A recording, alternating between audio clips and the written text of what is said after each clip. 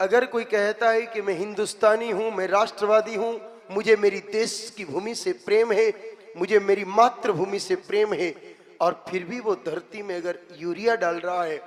DAP डाल रहा है, तो समझ लो वो मोहम्मद गौरी और मोहम्मद गजनवी से भी ज्यादा खतरनाक है, वो लॉर्ड मेकाले से भी ज्यादा खतरनाक है।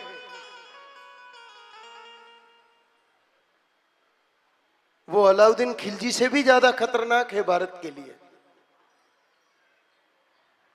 जो व्यक्ति अपने खेत में यूरिया डाल रहा है, डीएपी डाल रहा है, केमिकल फर्टिलाइजर का उपयोग कर रहा है,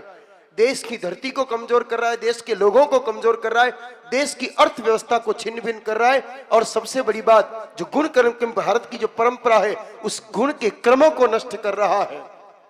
वो देश विरोधी है। आतंकवादी तो कदाचित बंदूक लेके कुछ लोगों को ही मार सकता है, लेकिन इन चीजों ने कितने लोगों को कैंसर दिया है और प्रतिवर्ष कितने लोगों के प्राण ले रहा है, ये हमको दिख नहीं रहा है। अंधे हैं हम लोग। आतंकवादी 10 लोगों को मार के चले जाते हैं, हम बवाल मचाते हैं, और जब करोड़ों लोग प्रतिवर्ष केवल डायमोनियम फास्फेट और नाइट्रोजन की फसल खा करके काल के गाल समझ जाते हैं, उसका कोई हिसाब नहीं है, और हम सलाम कर रहे हैं उनको, जिंदाबाद के नारे लगा रहे। ये छद्म राष्ट्रभक्ति है,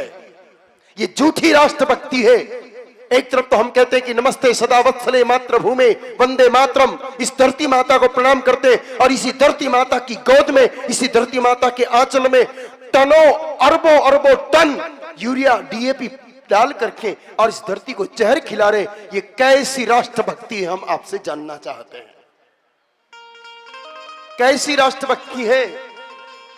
जब तक हम प्राकृतिक खेती पर नहीं आएंगे, जब तक हम गो आधारित कृषि पर नहीं आएंगे, जब तक हमारी भूमि पुनः गौमय का आहार लेकर के विषमुक्त नहीं होगी, तब तक हमारी राष्ट्रभक्ति अधूरी है।